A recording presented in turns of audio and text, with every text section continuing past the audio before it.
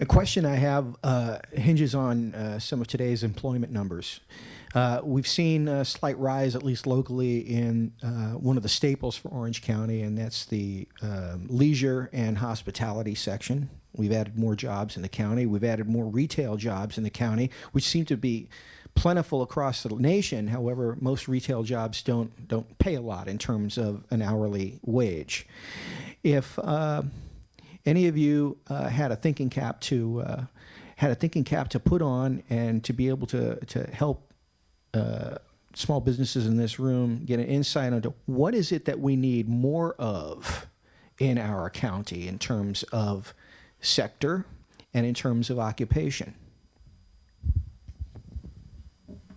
Well, I guess the easy answer is manufacturing, but you know, how realistic is that? In the high-tech field, in the medical device field, I think it is possible. But I think that over the last 10 years, we've had like 0 manufacturing jobs, roughly. And there's been a growth in services, and especially retail and in tourism, which are the lowest paying jobs. The manufacturing are usually the highest. So, you know, I guess that's the easy answer. Come up with some great idea that changes the world, hire a lot of people, and then move to Nevada. You know, I guess that's. I know you were mentioning Allergan and kind of the talent and the brain talent leaving the state. Some of the smaller to mid-sized businesses that we deal with do have a need for skill set. That's kind of there is a skill set gap, and it goes to manufacturing. They'd like to stay here. They don't. Not everybody wants to leave, though a lot of people do, especially after the last election. But if you don't have the skill set here, and you're getting hammered tax-wise and regulation-wise, so I think one of the things that we can work on, and it's right here on the cover of your the career technical education. I did not pay him. This could be a game changer. And there needs to be a leadership role from organizations like ours, I know from the Orange County Business Council and others, to say how can we, what can we do to identify what that skill set gap is, and then figure out, how can we educate those people to get those jobs, because there are jobs available. Yeah. We have a couple questions from the audience. I'll move around. Rocky, I'm glad you brought that up. In the past, when we had a skill set shortage, wages went up to draw people into that. Why isn't that happening now? I think you have global economy. Yeah, you have the global economy, and you have a lot of people that are out of work that were getting paid a lot, working for less, that were getting paid a lot higher wages. I mean, I was talking to my friend here earlier about and there's just people that are doing whatever they can, who are making $150,000, who can get paid a lot less than that to do jobs. So I think you have a depression of wages because of that. I mean, until that kind of corrects itself, then you probably see that happen at some point. But right now, there's plenty of people looking for work that are taking work at a lot less wage than they used to get. So I just wanted to address the comment that Reuben, you made there. My name is Rick, and I sit on the Workforce Investment Board for the County of Orange. One of the things that you were just talking about in terms of identifying the sectors and how they're performing is done very well already. There's an entire industry that's set up for that called Workforce Investment Act, the Workforce Investment Board, and actually the Orange County Business Council has staffing that actually supports us as a board to put out economic indicators reports. I think one of the problems is not everybody understands that. Not all the elected leaders, not all the business leaders know what resources are actually available to them. And when Bryan indicates that Allergan is looking at UCI and then they're concerned that the UCI students are graduating and moving out, well, why can't Allergan connect the dots? Are they encouraging internships before those students graduate? Are they giving them opportunities to learn on the job and give them an opportunity to not necessarily get employed by Allergan, but to find a job in that industry, maybe working for Allergan, but if they don't work with Allergan, maybe they work with another competitor somewhere in the area so that we keep that talent. Okay, there's ways to do it. Yesterday I was up at SCAG, in SCAG Economic Summit, and one of the speakers up there made an excellent point, which is, we talk about what our goals and our objectives are very, very well. And some people articulate it better than others. But when the policymakers get in there and they actually put the policy together, they bicker and they fight and they forget they lose sight of what that goal was. And it trickles down to us against them, whether it's Democrats versus Republicans, whether it's some other group, and they just lose sight and they get pig-headed and they don't remember what the goal was. And I think that's what our problem is. Frank, you make a point that our legislators making $90,000 a year is not enough.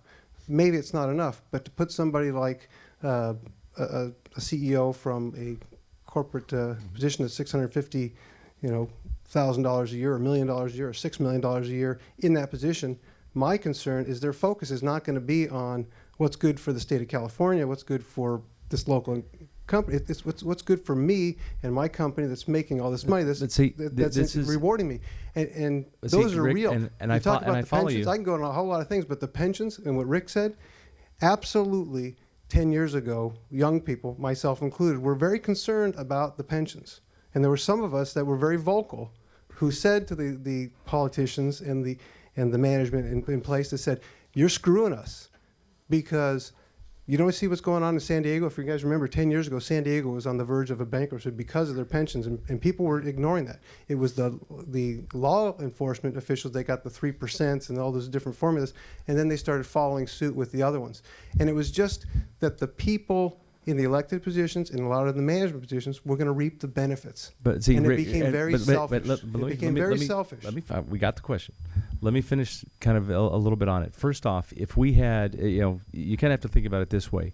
If there were a flood of business interests, a flood of businessmen and women who went to Sacramento right now, there's no way in the world they could do a worse job than what the people are there right now. I'd take that chance, number one.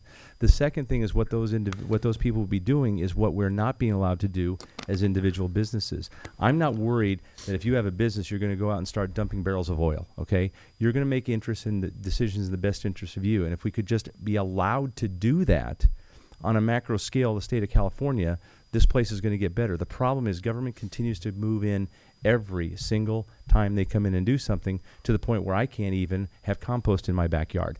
That's the difference right now. And I guess from what I'm saying is I will take the chance of finding people who are monstrously self-interested in their own business field, and I would have no problem giving that over to the state of California to run it for the next 15 years just to see if they do better than they would now, because they would.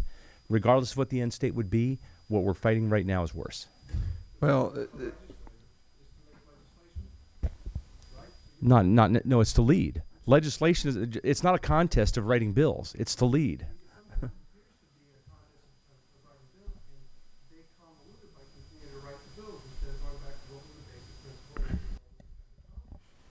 yeah. Well, one of the things that I find depressing in these things, when we have these discussions, it turns into ideas like if we have higher paid legislators, I'd say, well, all right, well, let's look at the legislatures. Let's look at the states that have had job growth. Mm-hmm. Texas, North Dakota, some other western states, Alabama. What do they pay their legislators? Probably not that much. All right, and so I'm not sure that's the variable that's going to change the world. But what happens when you... They have talent in place, though. But we're putting the cart... this is what happens when you put the cart before the horse. And even, I think it's good to track industries and have some kind of broad plan and outline. But, it's... We've already screwed up on the policy end. So we have high tax and too much regulation. So if you're in that environment, then you're figuring out, okay, well, how can we target things to get people? No, well, people are leaving because they're leaving. And really, a school should be educating people. Their job is to educate the student. And if the student can go to another state and have a great life, mission accomplished. The school has succeeded. I don't think the school's first job is to ensure California's welfare. It's to ensure the welfare of its students. It's educating people. Same with a business. They've got shareholders. Allergan's going to do what it has to do. It has a great investment in Orange County that it's not going to give away. But when it comes to expansion and growth, its first obligation isn't to Orange County. It's to the shareholders and to the corporation. And, in California, we've set up these barriers, and now we quibble over, well, how do we encourage people to do this? And again, though, getting to the opportunities, that's what we'll do. There will be investments, spending in certain areas and stuff. And if you're a smart business person, I think you can find some opportunities playing a dysfunctional game. We have a question. My name's James Froelich. I'm a student of Mrs. Knapp, and I'm also an intern for a CPA firm down in San Clemente. I was talking to a small business owner that we work for, and he's a landscape architect. And over the past 8 years, he's been trying to find a soft spot to go ahead and move up from his 8 employees to something a lot larger. And as he's paid everything off and everything gets settled, I started talking to him, and he told me a story. Moved there in 1982, never wanted to leave, and he said, he's pretty much just waiting for his daughter to get out of college, and he's packing up and moving away. Why? Why is it that nobody's looking to get big anymore? Nobody's trying to grow anymore. It's just. Well, I think you answered your own. That's a rhetorical question, right? I mean, because the tragedy is we love California, and nobody leaves California because they want to leave California. And the thing is, if California ever snapped its fingers and decided, you know what, we're gonna change, we're gonna lower. We don't have to be the lowest tax, right? I mean, that would be ridiculous, But we're gonna lower some. We're gonna be a little more reasonable on regulations. Everybody would come back. They'd come back tomorrow. But it's. I like to say California is a natural wonder and a man-made disaster. See, and I agree. The challenge is we have to come up with some ideas to make what you're saying happen, and that's the whole challenge. That's what we've got to do. 'Cause we can't leave it as it is now and just say nothing we can do that, because in that case, then people like my age and my daughter's age, who's now sophomore in college. I always throw this out to people. My daughter's 19. She's got a phenomenal chance to live to the year 2100. When people start putting things in that type of a perspective, it actually gets them to think. But as Diane was saying, we think about in the legislature, what are we doing next? What's my next lobbying gig? How do I get out of it? There's got to be some answer. And when I sit here as an engineer, we're just not coming up with the right one. And that's why, to the point I was making to you, I am willing at this point in time to try things that just might be completely bananas. But what we're doing right now isn't working. I got a question. I think from a goodwill standpoint, Apple is just the last day announced that they're going to bring manufacturing back to the United States. I mean, I don't think there's any way in hell they're going to do it here in California. Right. In fact, they're building a big back office facility in Texas right now. Yep. Part of the reason why they're doing that is because they've gotten themselves into a situation where they figured out that the California Environmental Quality Act applies to them. It's interesting because the building and development industry for years has cried about this and actually has figured out a way around it. It's just a cost of doing business. You're going to have to pay off some people because you're going to have a CEQA challenge on your development, right? Someone's not going to want you to build in their backyard, so you're going to have to deal with NIMBYs. And the development community, I see heads nodding. They'll just pay. They know how to write the check. Apple wanted to expand their own campus in the Silicon Valley, and they were shocked when they found out that, wait a minute, I can't build on my own property. They're trying to expand to bring in thousands of new jobs in California, and they've been stopped in their tracks by a California Environmental Quality Act challenge. This is not just a building problem. This is a business problem, and that is one of the major initiatives that the business community has coalesced around and will try to continue to look for CEQA modernization. But that's just one regulation out of the thousands that we have to deal with in the state. We have unregulated regulators. We have agencies that Diane Harkey referenced that are dealing with absorbing the thousands of state laws that come across from the governor's desk every year. We have the Coastal Commission, the South Coast Air Quality Management District, the ARB.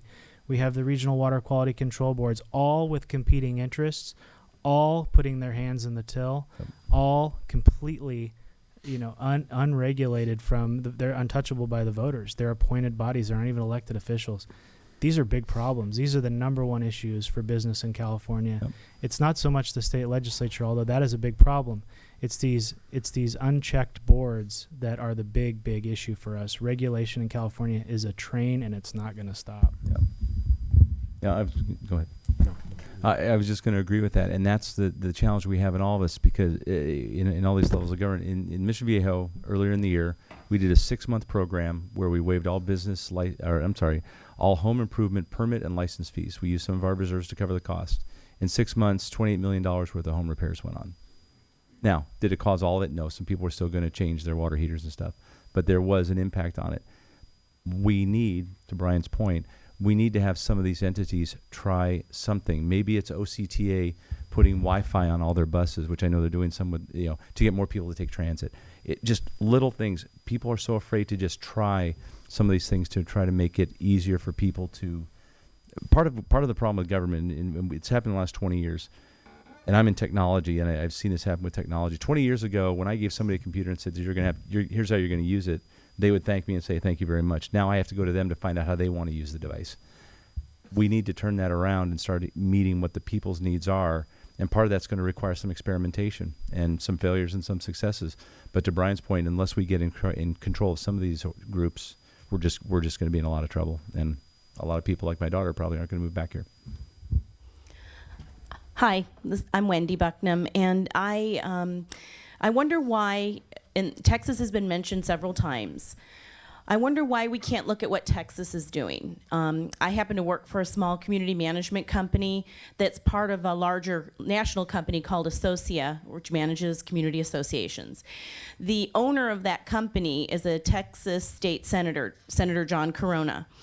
He is able to run a very successful company, hands-on, daily business, and also serve the citizens of the state of Texas.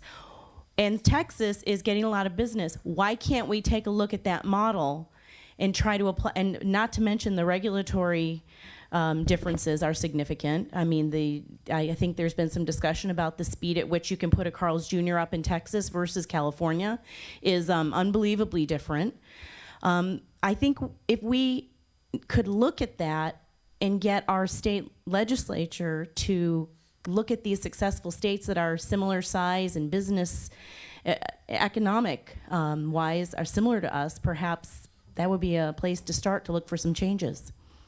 Well, can I give you the flippant answer to that? Because I asked pretty much the same question on my show a couple of years ago, and one of the guests, a former mayor of one of our fine cities in Orange County, laughed and said, who wants to be like Texas? Okay, so that's the California attitude. We've had that swagger and that hubris. It's starting to wear real thin, and Texas, which thinks pretty highly of itself too, has been emulating the better parts of California. I mean, Austin is becoming a huge educational center. We've always had that advantage over everybody. And that's beginning to diminish. So I mean, we have the coastline, we always will, and they don't. They have the Gulf, but But I mean, and we have the ports, but they're building ports now too. Because by the way, when they widen the Panama Canal in a couple of years, that could be a hit for California.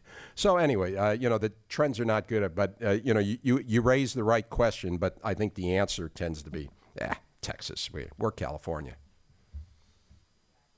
Yeah, it is the right question, but it's unless you change the dynamic up in Sacramento, it's nothing's going to change. I mean, the governor of Texas, you're right. He brags about coming hunting in California for our businesses, and they've done a good job for it. But that's a huge dynamic to change. You're talking about a lot of different things, and I think maybe Bryan, you can answer the question on. I think they're even looking at least in Sacramento, of getting rid of commercial buildings being part of Prop 13, so that split roll. Oh yeah, the split roll that came out today. Yeah. An assemblyman in Sanford. They just got the tax increase. That's the thing. Is they just got it, and you can argue. The time's right. Well, you can argue. I understand. There's an argument to be made about split roll, whether whether some businesses should have that advantage just because they own a piece of property, and that kind of thing. And you can argue Prop 39, which passed. There was a rational argument for taxing all the companies the same, but everything's in one direction. It's how do we get more money? What do we do to get more money? So now we're going to do split roll. It's never like, okay, let's close some of these loopholes. That sounds like John Boehner. Let's close these loopholes, but let's do something about rates. No, it's always just let's do more. So that's going to be next. So if any of you have a business that's benefiting from Prop 13, that could be next now. But however, has to go to a vote of the people.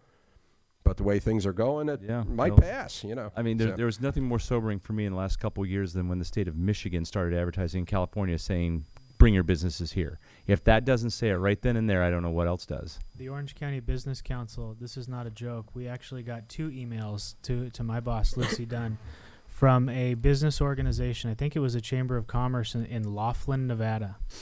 And they wanted Lucy to come out there and think about opening an Orange County Business Council in Laughlin. We thought it was a joke. Another email came. It was not a joke. They want an Orange County Business Council office in Laughlin so that we can attract Orange County businesses into that city. When you talk about aggressive, that's we do at the Business Journal. We do quite well with ads, you know, from these organizations from out of state trying to lure business. In fact, when it first started coming years ago, we started saying, well, you know, should we do this? Is this the right thing to do? And aside from us being money grubbers, and of course we did it. I mean, you know, we're saying, look, these are people that want to reach our readers with a message that our readers might find beneficial. So who are we to say, no, you can't run it? So, you know, we did. You're a member of the Orange County Business Council, so that's a good thing. Maybe we can help bring some more ads for you out here this morning. All right. Hey, listen, if I could just be positive for a moment, because I know it's been, Michael Villines alluded to this, and it actually, for you political junkies, might make some interesting watching in the coming months as to what happens in the legislature, because he talked about, I think, like, you know, having different coalitions and groups forming, and it won't be necessarily a 2/3. And, you know, just here in Orange, and that could... the question will be at the end of the day, when the bosses tell the people this is how you're going to vote, whether they're going to buck it. But you do have, because of the open primaries, some more moderate Democrats who got elected. In Orange County, you had 2. You had Sharon Quirk-Silva, the mayor of Fullerton, and Tom Daly, the clerk recorder, former mayor of Anaheim, who probably had more Republican support than Democrat support. So these are like 2 of the, you know, the new style, and they you know, have been pro jobs and you know, not wild folks. And just on my show, I had Sharon on. I also had Cynthia Garcia, who is the I think I got her first name right, and she's the new Assemblywoman from the city of from Bell Gardens. She was one of the activists in the city of Bell when all of their you know, scandals broke, and so now she got elected to the Assembly. I asked both of them, what is the top issue facing the state? And they both said it was jobs. They said jobs is the first one. Cynthia says, I come from my district. Christina, I'm sorry, her name's Christina. Christina said, I come from a district with some of the highest unemployment, and we have to encourage business. We have to have jobs. Sharon Quirk-Silva said she's always been that way in Fullerton. When you start drilling a little more, you get a little different answer. For instance, I asked them, you know, are the rich paying their fair share? And Christina said she has concerns with what she called multi-million-dollar corporations, and that question hasn't been fully answered for me as to whether the rich are paying enough. Sharon said everybody has to pay their fair share, and as we do that, there are going to be some who pay more, and that would typically be the top end.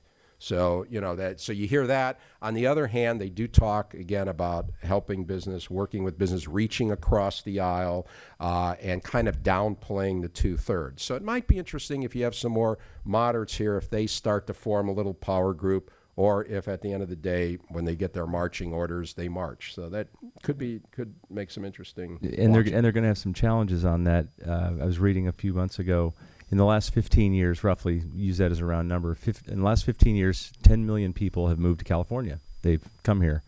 During that time, the number of income tax returns to the Franchise Tax Board has gone up 150,000. You know, getting back to the pension thing, how sustainable is it that when 1 out of every 100 people that comes here actually files a tax return? Yeah, okay, once again, a nice little math problem for us. Yeah, I want to just echo what Rick said, and we at the Business Council, we're actually not that gloomy about the way that the state legislature has come to be. Some of the things that are interesting, though, I mean, we think that the moderate Democrats will be responsive, and Mike touched on it when he was speaking. The open primary, the top 2. That's something that the business community will be employing in future election cycles. If we find that we have elected officials, Democrats in particular, but Republicans also, that are not acting in a moderate, do no harm formula that is positive for the economy. We fully intend to use the open primary and political in elections to moderate any individual who is making decisions that are not in the best interest of that district. And I think that gives us an opportunity where we didn't have that before in a safe Democrat or a safe Republican seat. We're not too upset about some of the outcomes. I mean, Sherrod Quirk Silva, as Rick alluded to, is a fairly moderate individual as far as we can tell, and because she's a Democrat in the supermajority party, she's been given some pretty powerful leadership chairmanships. One of them, regional transportation; the other one, the Select Committee on Jobs and the Economy. That's something that wouldn't be afforded to a Chris Norby because of the minority. Tom Daly is now the chairman of Budget 4, which is a very powerful subcommittee on budget. A number of the leadership positions have been given to moderate Democrats. So across the board, I think we're seeing that moderation that we're hoping for.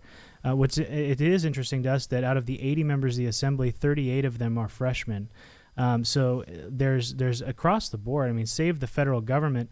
There's a monumental shift in leadership, and so we have a lot of new individuals, and it'd be interesting to see if they know how to govern, and if they don't, how quickly they learn how to. Yeah, and it's interesting. Both Christine and Sharon referred to the electorate a lot, that we're going to do what the electorate wants. And if you look at the electorate, this Public Policy Institute poll that just came out showed a lot of things that probably would make a conservative, have a conniption. But on the other hand, in that poll, overwhelming majorities, they want to limit what this legislature can spend. They would like to have a cap so that you couldn't increase the budget year to year, and some other constraints on the budget. So that's where the electorate of California seems to be. And I think these new members may, that's let's say the hope for good government is that they will be more responsive to the electorate than to the senior leadership, which is of a different mindset as to how to run California. Well, we've come to the close of our program this evening. I want to give an opportunity for anyone on the panel to make a final comment or two before we break. No. Election 2012, how the results will impact small business. There's your panel today. I want to thank His Honor Frank Uri, the Honorable Diane Harkey, Rick Reiff, the dishonorable Rick Reiff, no, who's a celebrity and a scholar. Okay. Reuben, Franco, and Bryan Starr. Please give them a round of applause. I'd also like to invite